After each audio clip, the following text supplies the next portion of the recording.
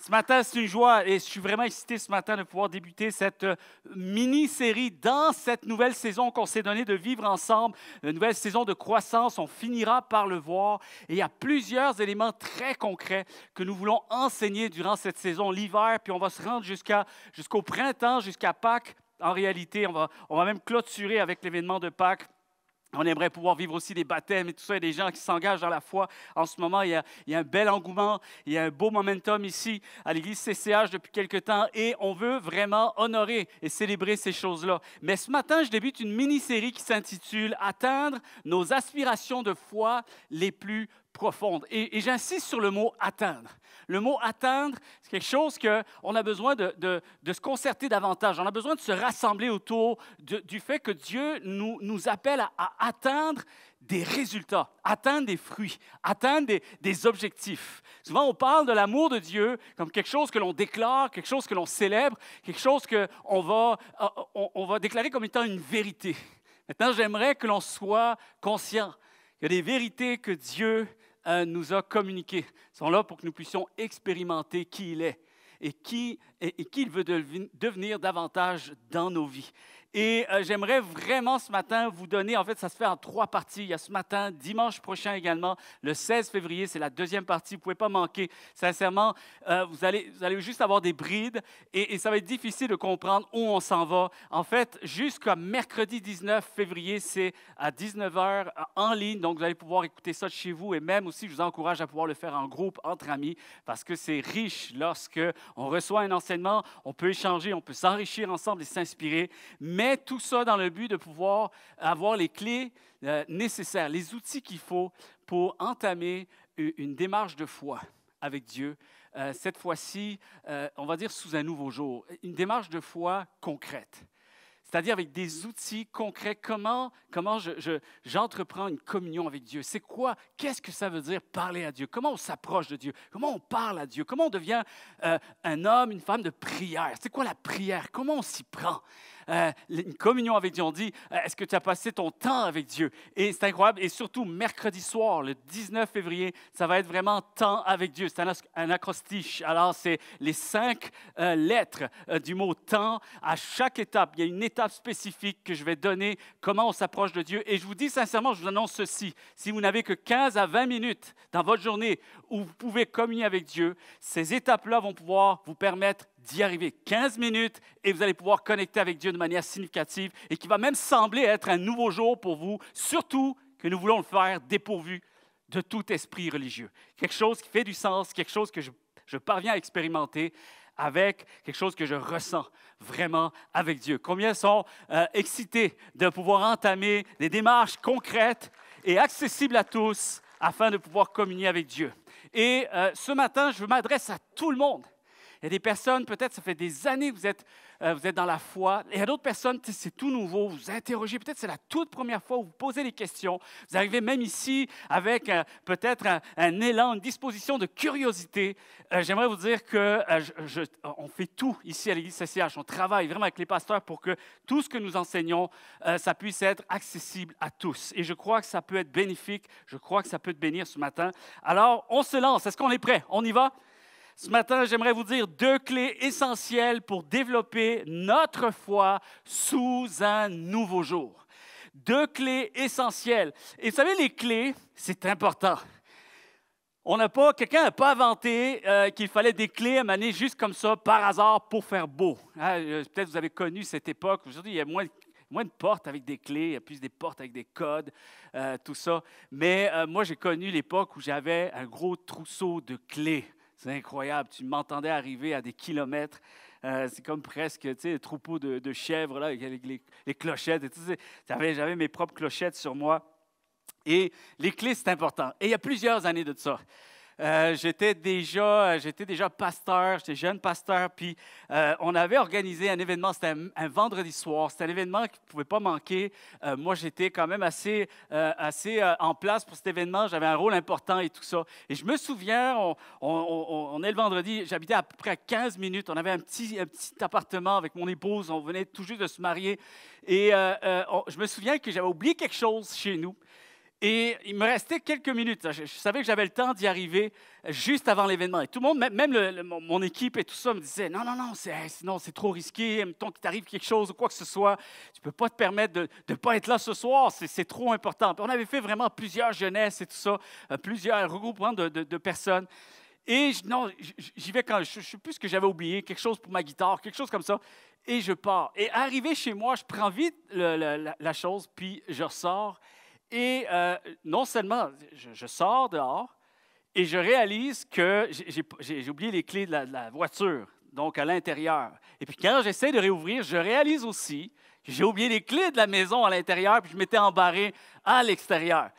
Et là, panique totale, j'ai pas le temps, je peux pas.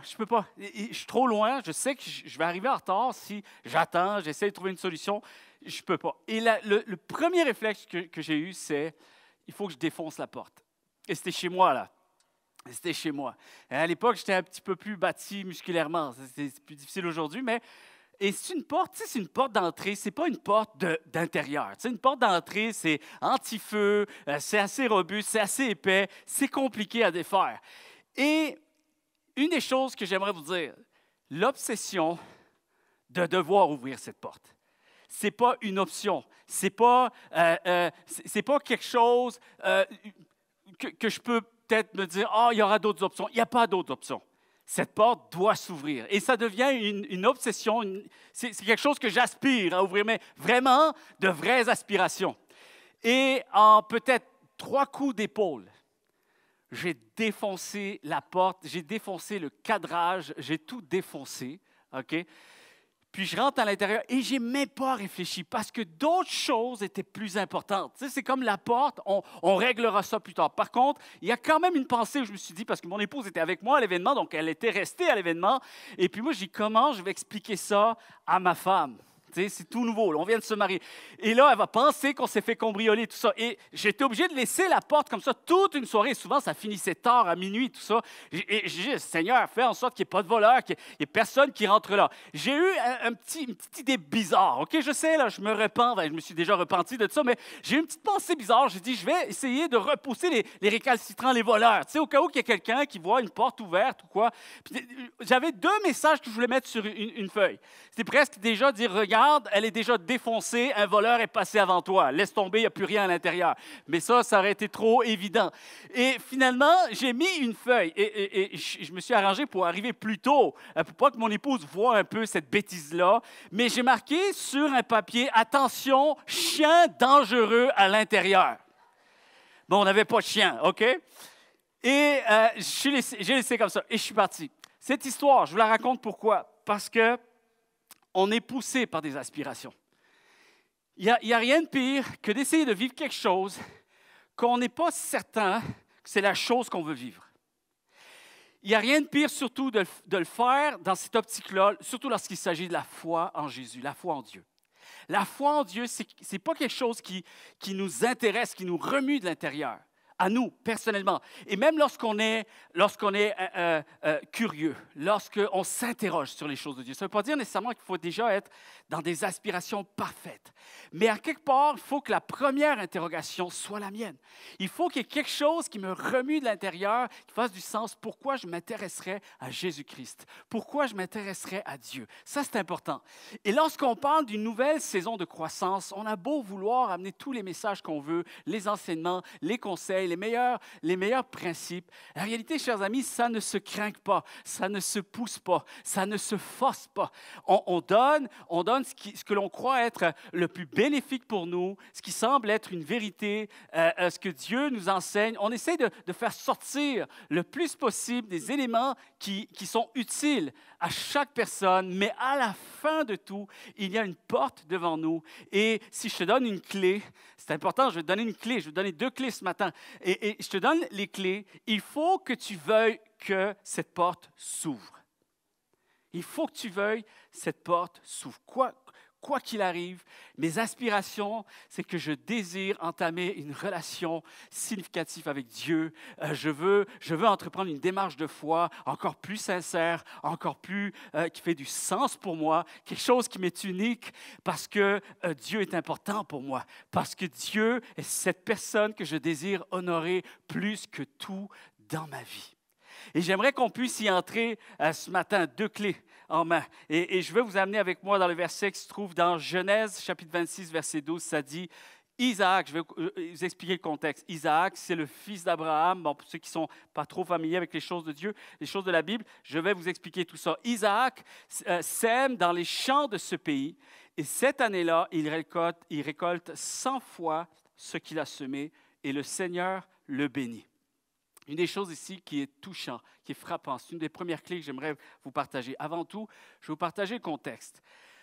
Isaac, c'est quelqu'un qui se retrouve, il est dans un pèlerinage, c'est-à-dire qu'il continue le cheminement que son père a fait, Abraham, où est-ce que Dieu lui a demandé de quitter sa maison, sa patrie, et avec sa famille, sa femme, ses enfants et tout ce qu'il possédait, de partir dans un endroit où Dieu voulait le diriger, pour que justement, ça soit les fondations d'un nouveau peuple qui allait être établi, qui va devenir les Hébreux, qui va devenir Israël. Et il y a tout un pèlerinage avant de pouvoir se rendre à une place spécifique où est-ce que Dieu va établir une nation puissante à travers Israël. Et il y a Abraham, Isaac et Jacob. Alors, Abraham, son fils Isaac, et le fils d'Isaac, ça va être Jacob. C'est ces 3 personnages emblématiques dans la Bible qui représentent presque des personnages de foi. Abraham, le père de la foi, on le reconnaît comme ça. Et Isaac est le fils d'Abraham. Il continue son pèlerinage, mais il arrive à un endroit où il n'est pas encore arrivé à destination. Et il est dans un pays, on va dire, c'est un pays même qu'en fait, il se trouve dans la région de Guérard et le roi qui est en place, c'est le roi des Philistins. Et on sait que les Philistins, plus tard, va être un peuple qui va être ennemi à Israël. Donc, pour vous dire un peu, vous montrer la notion où est-ce que Isaac n'est pas un endroit encore bien établi, il n'est pas là où il peut se sentir chez lui, il est encore en pèlerinage. Et une des choses qui arrive, ça dit qu'il y a une famine qui frappe. Dans cette période-là, à ce contexte précis, il y a une famine et il va semer, il va être appelé à semer, à rester lui. Alors que tout le monde est en train de se poser la question, c'est plus le temps qu'on reste ici, il faut trouver un meilleur endroit pour pouvoir survivre à cette grande famine. Et contre toute attente, Isaac va semer sur une terre frappée par la famine et c'est là qu'il va récolter 100 fois ce qu'il a semé. Et une chose, il faut comprendre, Isaac n'est pas du tout conscient qu'il va récolter 100 fois. Lui, il fait juste ce qu'il a à faire aujourd'hui, mais à la grande surprise de tous, le Seigneur va le bénir et va lui montrer que même dans des saisons de crise, les choses peuvent se transformer en saisons d'abondance pour celui et celle qui place sa foi en Dieu. Quelqu'un devrait dire Amen. Et c'est intéressant de voir qu'ici, c'est bien plus qu'un simple récit agricole. En passant, ce n'est pas un exposé sur les terres agricoles. C'est une histoire qui illustre cette vérité profonde que Dieu est celui qui sait exactement où nous en sommes. Et qu'est-ce que ça veut dire garder foi en Dieu? Qu'est-ce que ça veut dire grandir en Dieu? Ça veut dire quoi? S'approcher de Dieu. Comment vais-je m'y prendre? Et il y a plein d'outils, il y a plein de principes très concrets que je vais donner durant cette mini-série-là. Mais c'est important de commencer avec 2 clés parce que ces 2 clés-là vont te sauver la mise. Ils vont te sauver vraiment la suite des choses. La famine, chers amis, ça symbolise ces moments qui sont imprévus et soudains. Il n'y a personne à ce moment-là qui est arrivé 1 an avant. « Ah, il va y avoir une grande famine à telle date. » Non, on n'a pas le temps de se préparer. Ça arrive, ça frappe, c'est soudain, c'est imprévu. Et ce sont ces fameuses saisons. Comment? Ça, c'est au sens propre. Ils sont touchés par un moment une saison de famine. Ça, c'est au sens propre. Maintenant, au sens figuré à nous, ça veut dire aussi beaucoup de choses. Ça veut dire que dans notre vie, on va être aussi frappé par ces moments où tout semble nous échapper. Un peu déstabilisé. Des choses qu'on avait bien les choses en main, on les a un petit peu moins. On a moins les choses en main. On est déstabilisé, c'est imprévu, c'est soudain. Alors il y a du doute, il y a de l'insatisfaction et il y a même peut-être de la peur concernant l'avenir. Et il y a deux choix possibles, il y a toujours deux choix possibles. Que ce soit qu'on ait foi en Dieu ou pas. Et parfois même, je dirais que plus nous avons foi en Dieu, il y a des chances que nous penchions vers la bonne option. Mais il y a deux choix possibles. La première, c'est se laisser submerger par les temps de crise. Et la deuxième, c'est nous ancrer dans les promesses de Dieu. Deux choix possibles. Ce n'est jamais facile de garder le cap. Lorsque les choses ne se déroulent pas comme on l'espérait, combien le croient? Découragement, l'insatisfaction s'installe. On le sait, on est tous pareils, on est dotés de la même nature que tout le monde et on s'enferme. Le problème, c'est qu'on a tendance, il y a ce risque, ce danger de s'enfermer dans l'instant présent. C'est-à-dire qu'on n'arrive plus à considérer l'ensemble des choses. Et c'est ça, la grande beauté de la foi. C'est ce qu'elle nous permet de faire, la foi, lorsqu'elle est bien ancrée dans les choses de Dieu. On est aveuglé par nos circonstances. Nous perdons alors de vue l'ensemble de ce que Dieu est en train d'accomplir. Et même, je dirais, on perd l'ensemble de ce que Dieu accomplit depuis le début. Et ça, c'est quelque chose qu'il faut retenir. Ce qui rend la situation d'Isaac encore plus difficile, c'est qu'il est même à un endroit, il va rester un endroit frappé par la famine, et il va rester un endroit qui est étranger à son peuple. Et ça, c'est encore touchant. Et à cette époque, chers amis, la réaction instinctive de la plupart des Israélites face à la famine était de fuir en Égypte. Et ce fameux endroit qui va devenir vraiment un moment très compliqué des centaines d'années plus tard. Mais à ce moment-là, c'était la logique de fuir en Égypte parce que c'était un territoire bien moins touché par la crise. Et grâce à ces vastes, on va dire, des vastes ressources, il y avait une économie beaucoup plus stable à l'Égypte à ce moment-là, ce qui veut dire que ça offrait de meilleures perspectives de survie. Alors la logique, et on n'a rien contre ça, c'est tout à fait logique. D'ailleurs, Isaac, c'est pour ça que ce verset indique qu'il lui, il est resté et il a dû continuer à semer à l'endroit qui était le plus difficile. Reste là et sème. Et c'est là que Dieu a voulu montrer que même à l'endroit qui semble être le plus difficile, selon nos perspectives, mais c'est à cet endroit où Dieu a montré qu'il pouvait bénir aussi. Il peut bénir. Et il n'y a rien de mauvais à vouloir trouver les meilleures perspectives pour nous autres.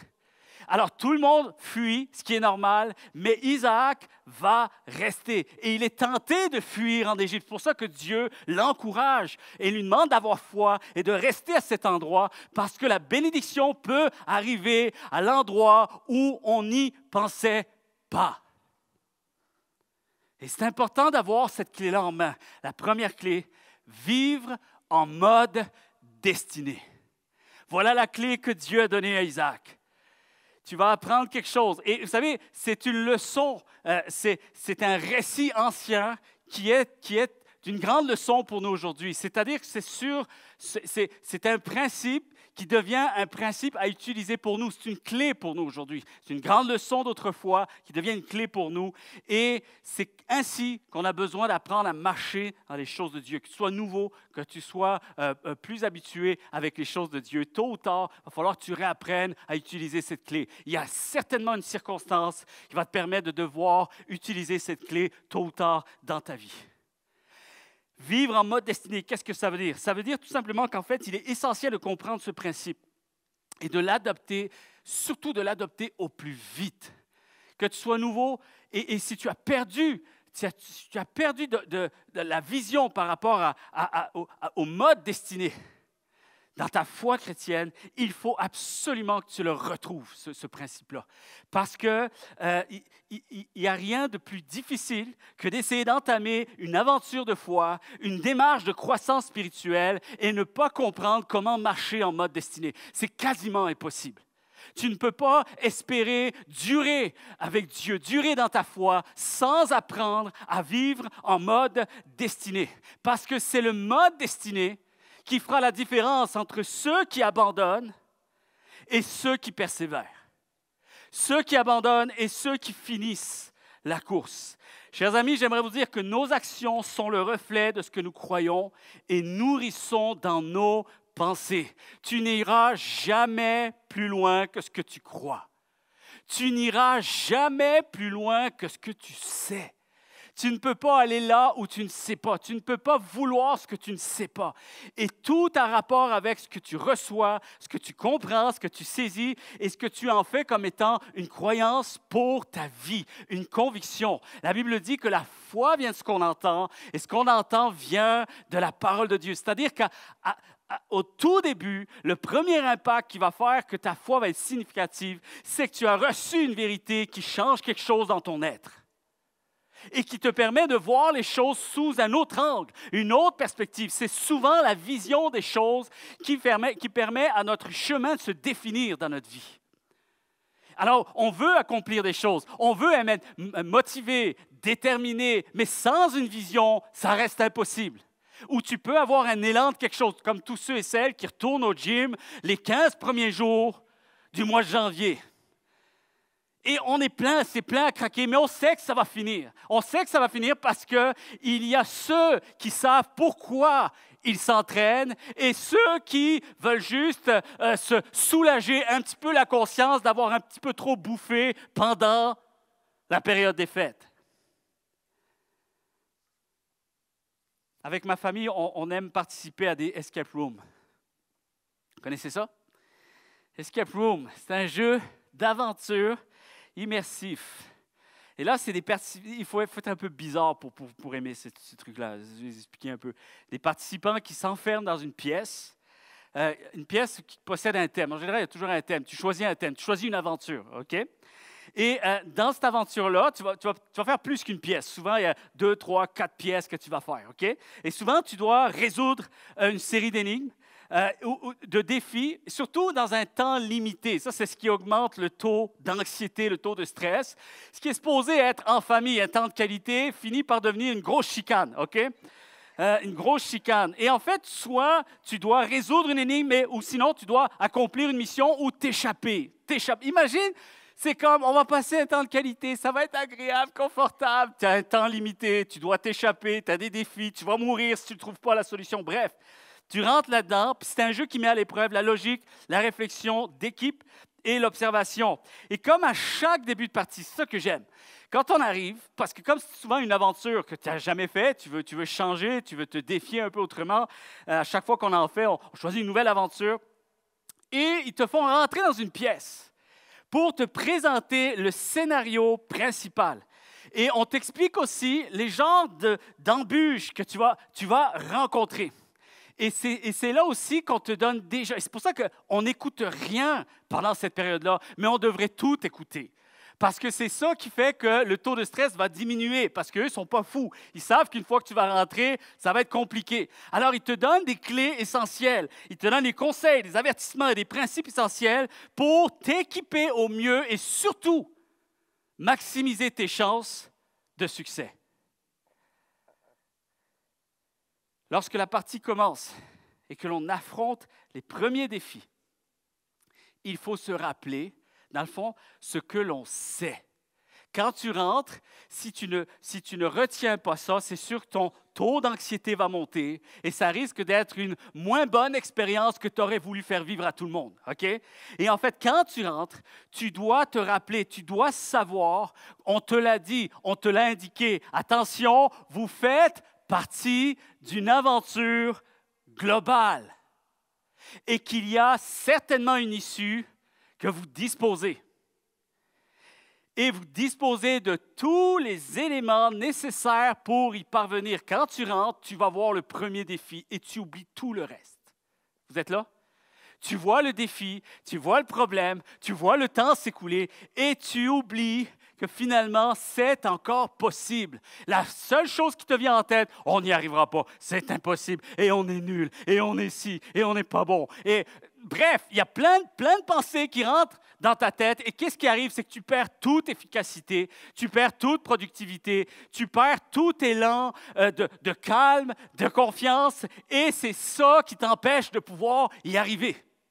Et quand on parle, chers amis, de mode destiné, c'est de se rappeler que Dieu a commencé cette œuvre en nous et il a prévu qu'elle s'achève à la perfection.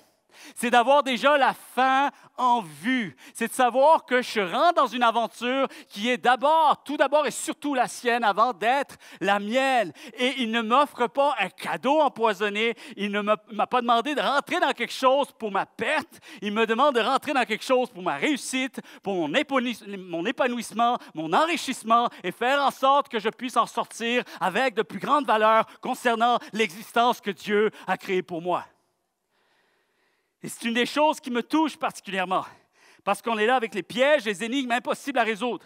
Mais on nous a prévenus qu'il y aura plusieurs environnements à explorer, mais que chacun d'eux et chaque défi que tu vas rencontrer fera partie d'une seule et même aventure. Être en mode destiné avec Dieu, c'est la même chose. C'est comprendre que nous embarquons dans la grande aventure de Dieu.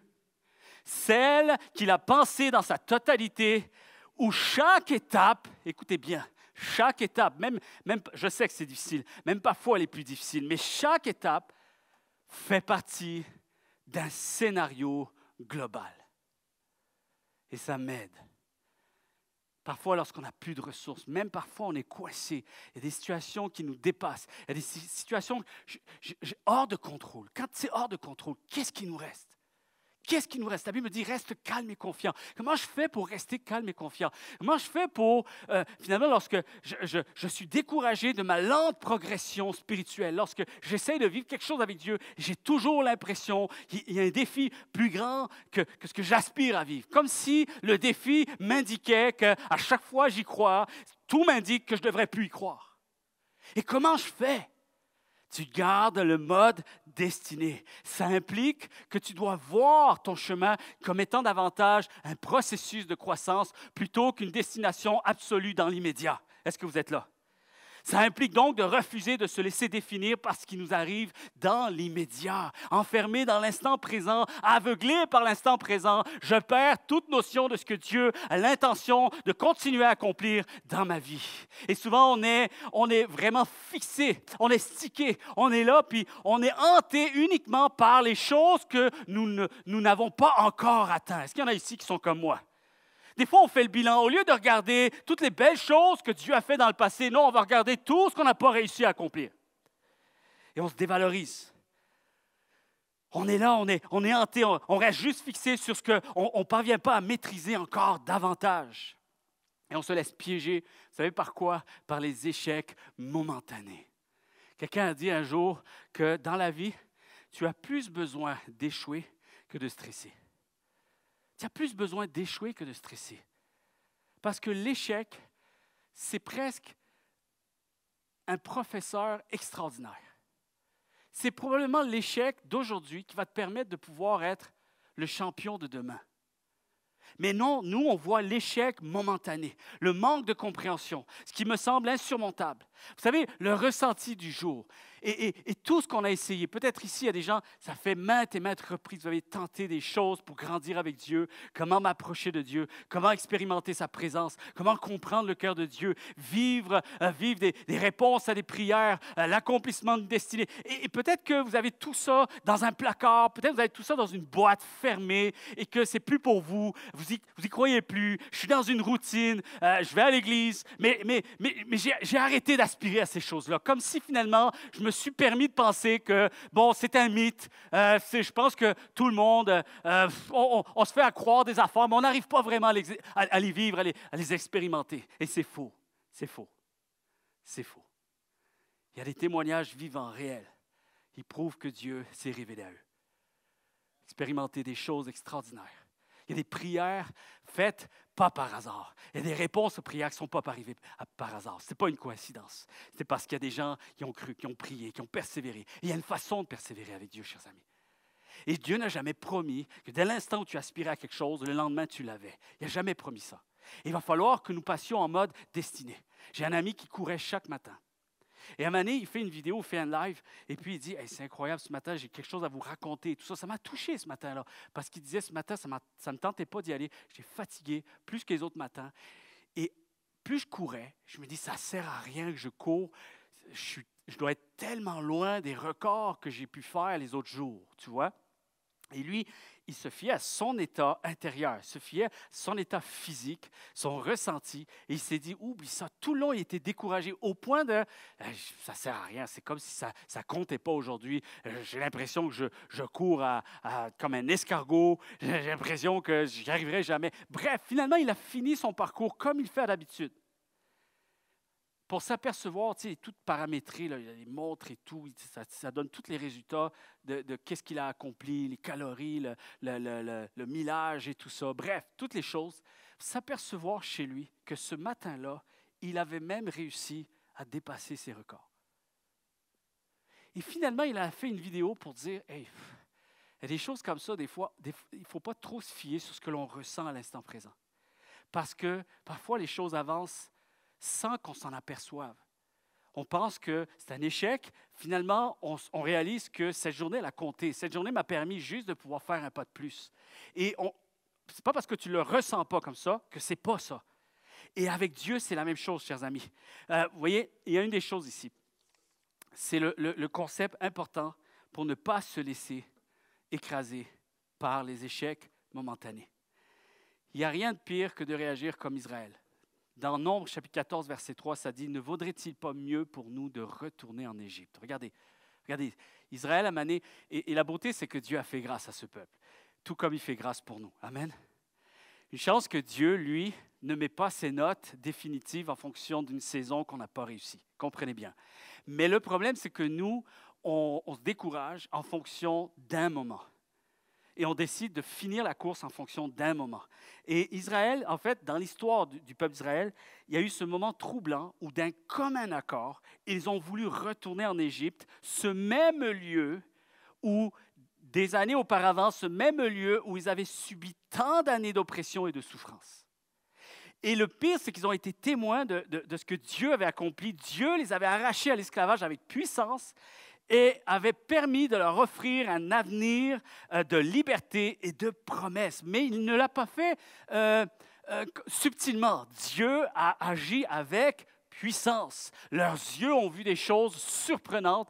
Et vous savez, les 10 plaies d'Égypte, c'est à travers cette histoire que Dieu a réussi à arracher Israël de l'oppression de l'Égypte. Et ce qui est extraordinaire, chers amis, c'est que chaque événement des 10 plaies rassemblées ensemble, c'est pratiquement pour montrer qu'il n'y a aucun élément qui provient de l'univers, de la nature, qui limite Dieu. C'était pour montrer, se révéler à eux, pour dire, je suis ce Dieu qui vous aime, mais plus que ça, je vous ai montré que rien n'est impossible à moi. Alors imagine maintenant que la personne qui t'aime, comme personne d'autre ne pourra t'aimer, rien ne lui est impossible.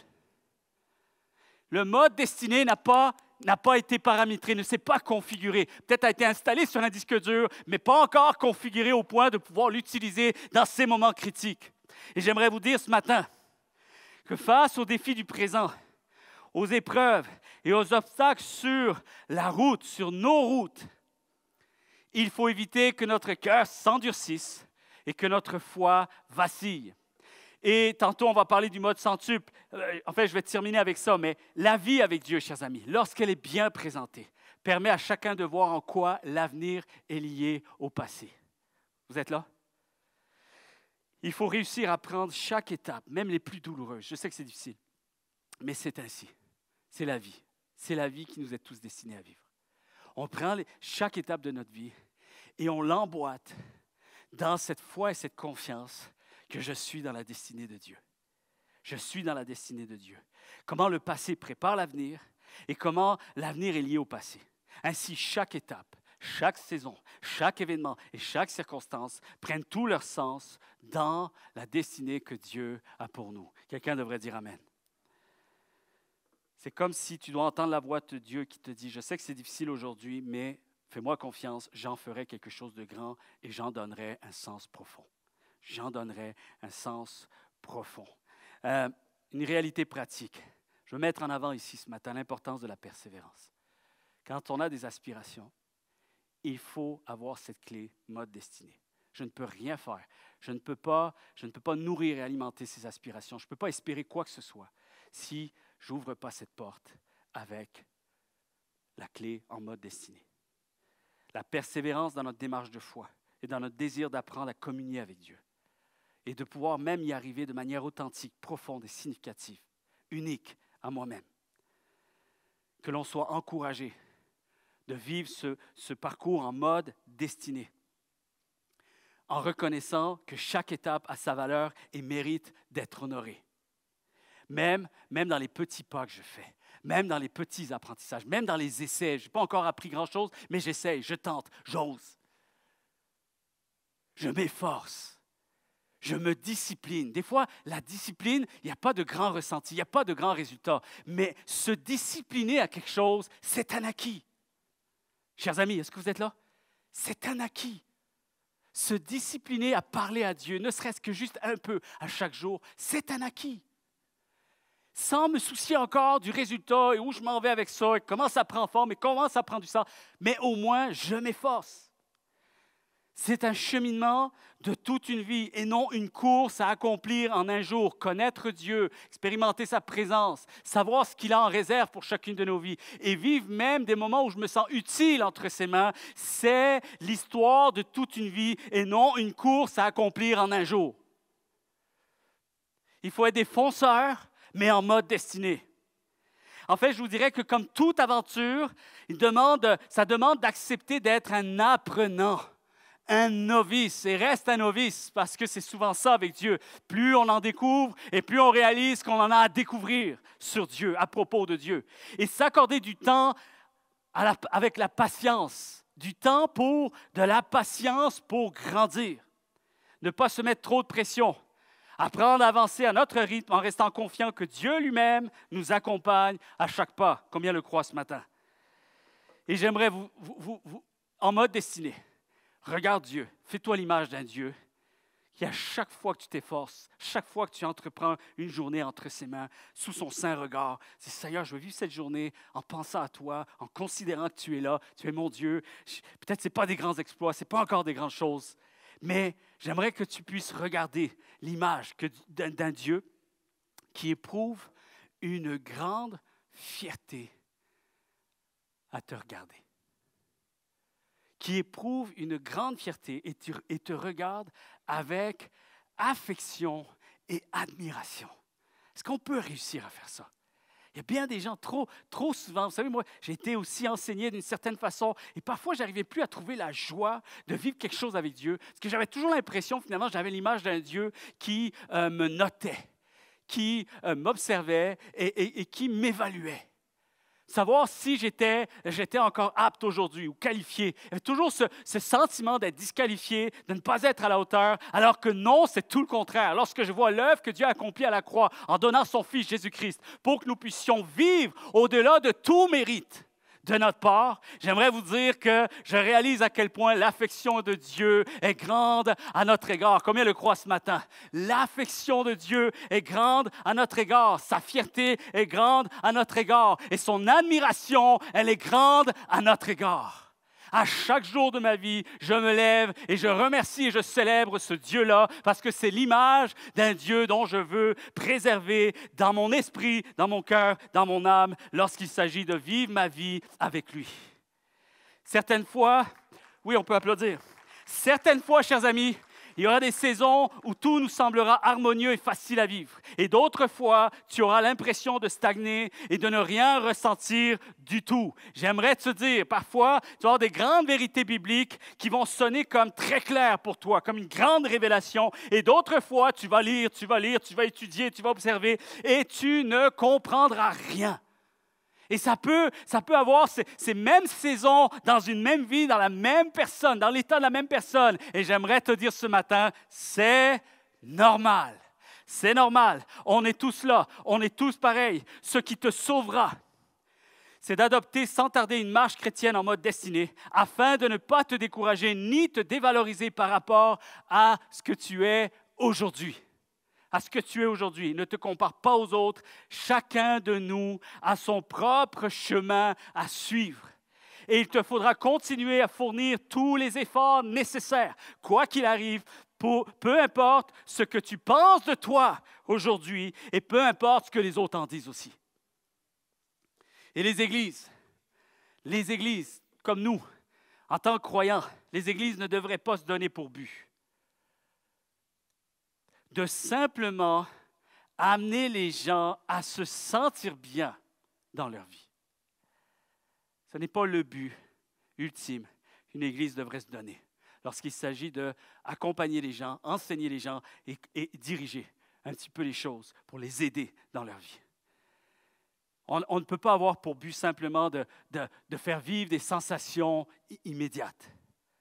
Le véritable rôle en tant que croyant et en tant qu'Église, chers amis, c'est d'aider tout le monde, chaque personne à embrasser leur vie dans son ensemble avec Dieu, en voyant leur existence comme une seule destinée guidée par lui. Dieu guide ma vie. En fait, on doit encourager chaque personne à exceller dans le développement de leur foi, non seulement pour le présent, mais pour leur vie entière. Et cette foi, chers amis, doit être fondée sur la conviction que Dieu a créé chaque étape de notre parcours avec un but précis et une intention divine. Combien le croient? Il nous appelle à lui faire confiance en tout temps. Chaque saison compte. Dieu agit toujours avec une trajectoire précise. Et même si parfois c'est difficile à l'admettre. Mais rien en Dieu n'est laissé au hasard. Est-ce qu'on peut le croire ce matin? Est-ce qu'on peut l'accepter? Je prends cette clé, je retourne avec cette clé-là. Chaque action porte un but et une finalité pour notre bien. Dieu nous aime. Il nous a destinés à vivre la foi. Il ne nous l'a pas imposé. Il nous a destinés. Ça veut dire que c'est pour notre bien, chers amis. Il orchestre chaque événement de notre vie avec sagesse et intention. Son amour est actif, quoi qu'il arrive. Chaque étape, je continue à croire que son amour est actif. Il s'est réfléchi. Dieu continue d'être réfléchi pour ma vie et dirigé. Il travaille en nous et pour nous avec un plan parfait. Là, à ce moment-là, dans mes notes, il était inscrit que tout le monde dirait un grand Amen et donnerait une ovation à Jésus-Christ pour tout ce qu'il accomplit dans nos vies. Je vais passer maintenant et j'aimerais juste pouvoir vous amener à croire en mode centuple. Chers amis, ce ne sont pas les gens heureux qui deviennent reconnaissants, mais ce sont les gens reconnaissants qui deviennent heureux. Et en fait, ce sont les gens reconnaissants qui demeurent confiants. Maintenant, comment on fait pour être reconnaissant? Chers amis, plein de choses je vais donner. La semaine prochaine, vous allez voir, il y a plein d'étapes concrètes. Il va y avoir 10 principes. 10 principes divins. On va passer rapidement sur 10 principes divins qu'on a besoin de saisir et savoir lorsqu'on s'approche de Dieu. Le moment où je viens communier avec Dieu, si j'ai juste 10, 15, 20 minutes, où je prends ce temps avec Dieu, 10 principes divins vont te permettre de pouvoir entrer et développer une foi active avec Dieu. Maintenant, il faut que tu aies cette deuxième clé pour y arriver. Croire en mode centuple. Quand tu pries Dieu, tu dois savoir qu'il est le Dieu qui peut produire au centuple le petit geste, la petite action que je pose aujourd'hui avec foi. Très important. L'apôtre Paul a compris ça. Et il a tellement compris, il a tellement expérimenté dans son témoignage qu'il a enseigné presque à toutes ses Écritures. C'est ça qu'il essayait d'enseigner. Parce qu'il croyait que si on saisissait ça, c'est fini. Tout change. On devient des héros. On devient des champions dans la vie.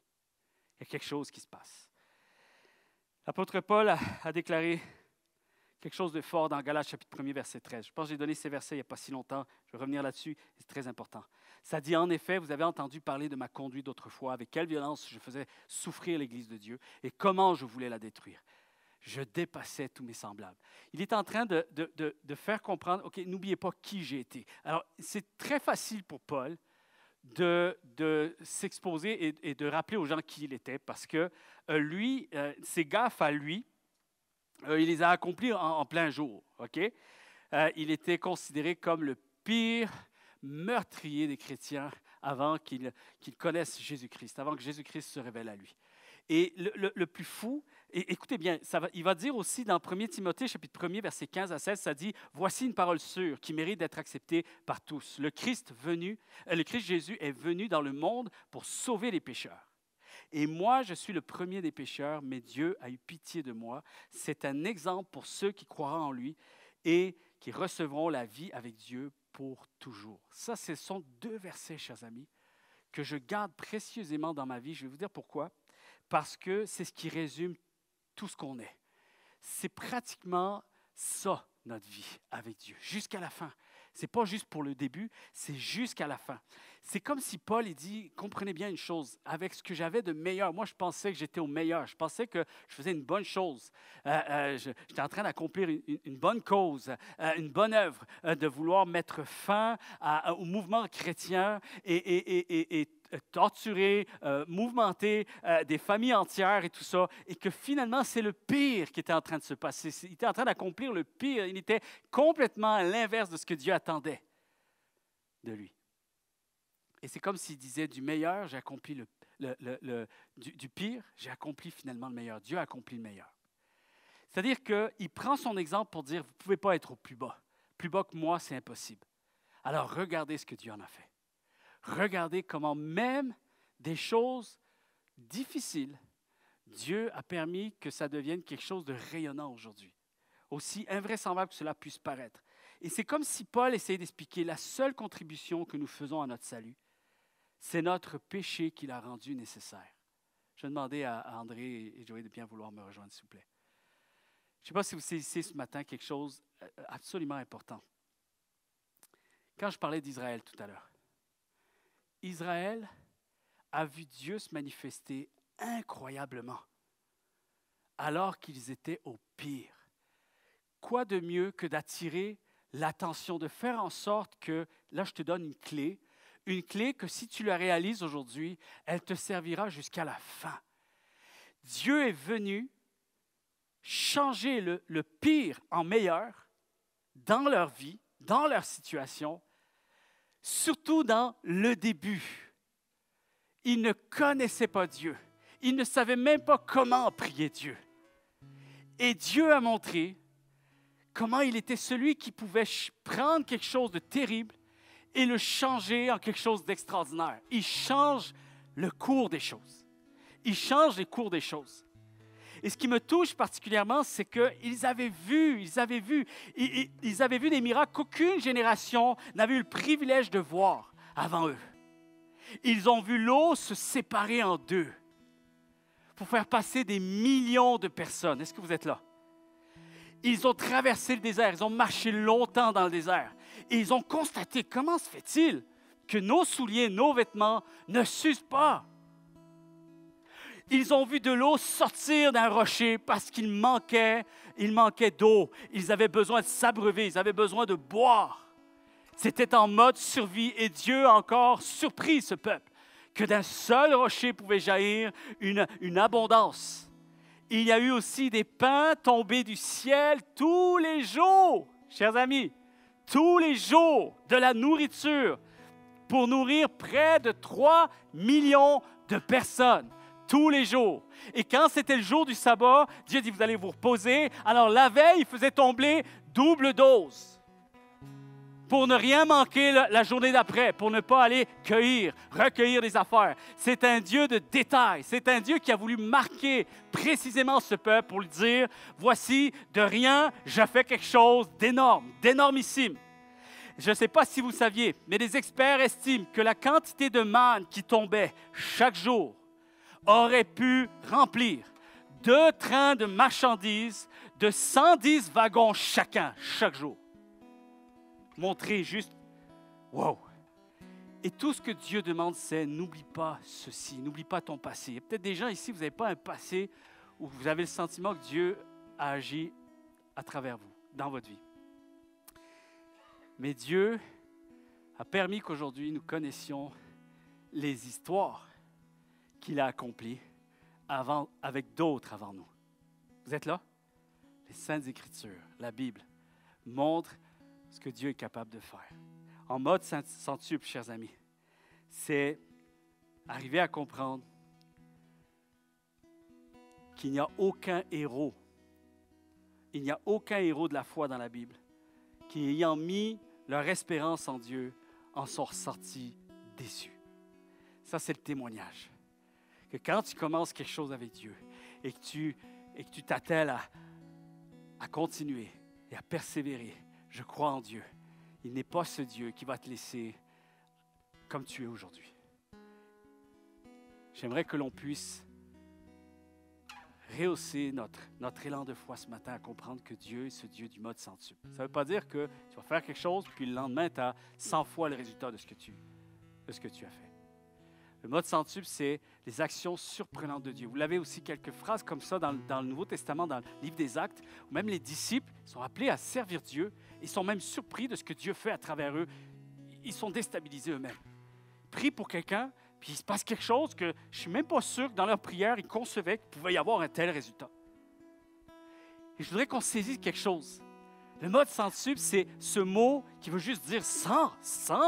Mais voyons, ça déstabilise. Oui, c'est ainsi que Dieu veut que nous le considérions. Lorsqu'on le prie, lorsqu'on place notre confiance en Dieu, à qui je nomme mes requêtes? À qui je m'adresse? Au Dieu de l'univers, celui qui peut faire ce qu'il veut. À celui pour qui rien n'est impossible. À celui qui a pu montrer que d'un petit truc, d'une petite chose que tu m'offres aujourd'hui, je peux en faire de grandes choses. Et je voudrais qu'on saisisse quelque chose. Vous savez, je ne sais pas si vous connaissez l'insecte, le bourdon. J'avais déjà raconté ça. L'insecte, le bourdon. Le bourdon est conçu pour ne pas pouvoir voler. Est-ce que vous savez ça?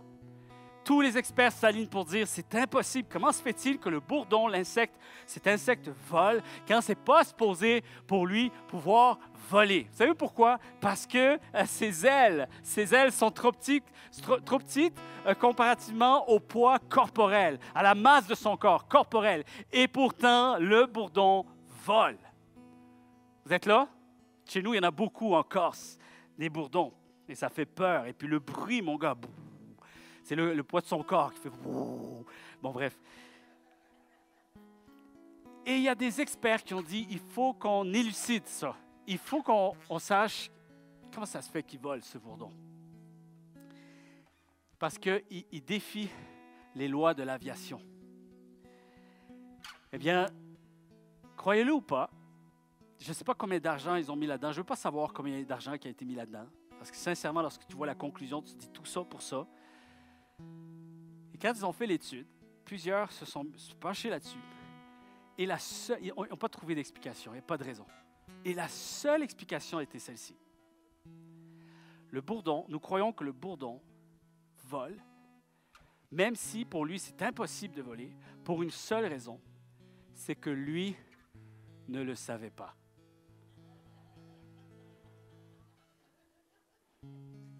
Est-ce qu'on peut se lever tous ensemble? C'est-à-dire, il finit avec cette histoire. Comment il va finir son message avec cette histoire? Tu vas voir, mon ami. Tu vas voir.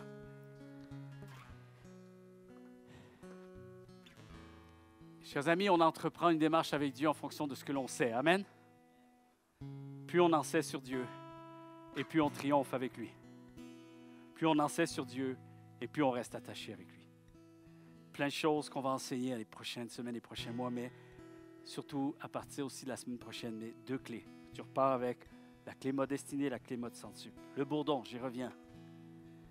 Si un simple insecte a cru à l'impossible à cause de ce qu'il ne savait pas,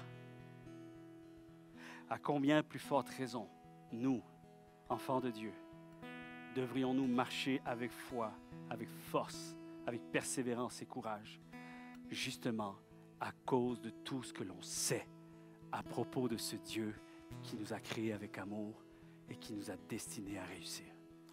Amen. Destinés à réussir.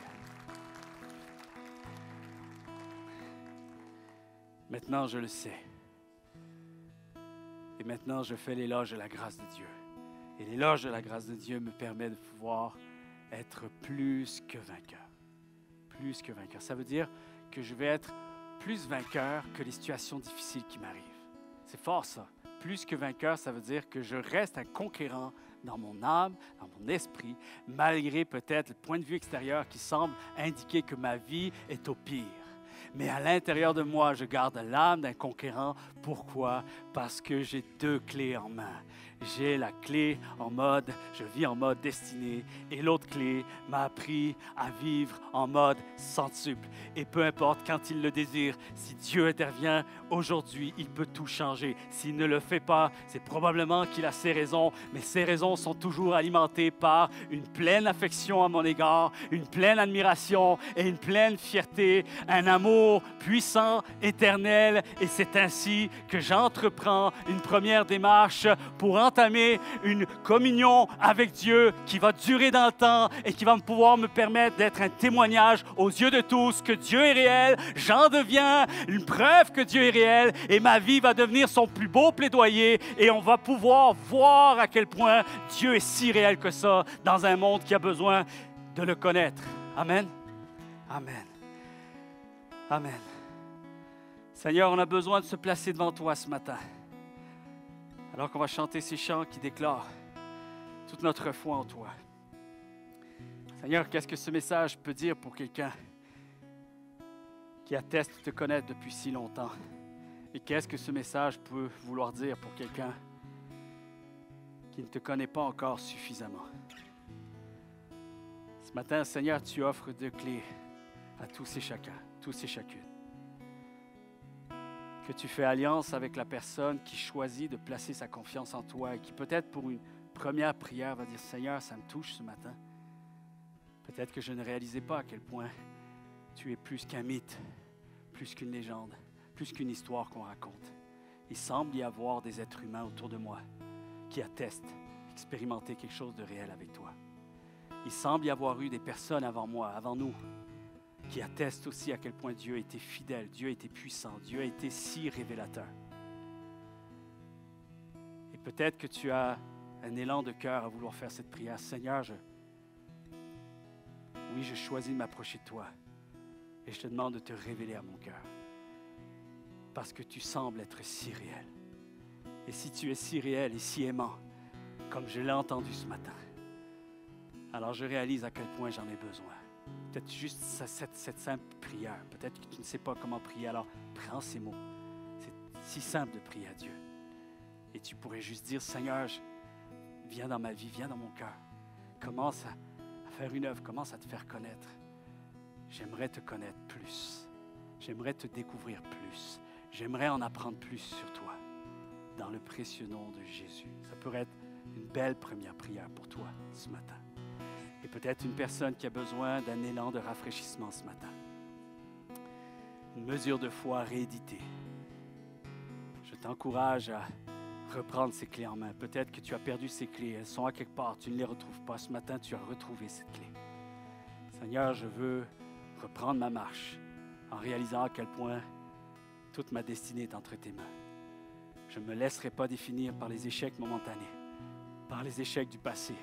Je reprends cette clé et je continue à regarder le futur avec une perspective en mode destinée. Et Seigneur, je sais aussi que je m'adresse à celui qui peut tout changer. Je m'adresse à celui qui me regarde avec plein d'admiration. Et que lorsque je prie, je peux prier avec foi, je peux prier avec apaisement de cœur, je peux prier avec paix, avec assurance, avec courage. Je peux prier, Seigneur, avec une grande conviction que Dieu est celui qui possède tout entre ses mains et que tu es le Dieu de l'impossible. Alors je sais que rien n'est impossible. Je sais que cette prière, je peux la prier. Elle n'est pas déplacée. Elle n'est pas quelque chose qui t'indiffère. Seigneur Jésus, je peux tout te prier. Je peux m'exprimer avec une grande authenticité. Seigneur, pourquoi? Parce que tu es le Dieu de l'impossible. Alors je prie avec ces clés qui ouvrent cette porte en mode centuple, destiné et centuple, dans le précieux nom de Jésus. Et toute l'Église CCH déclare un vrai et un grand Amen. Est-ce qu'on peut élever une ovation d'admiration à notre Dieu pour tout ce qu'il fait dans nos vies?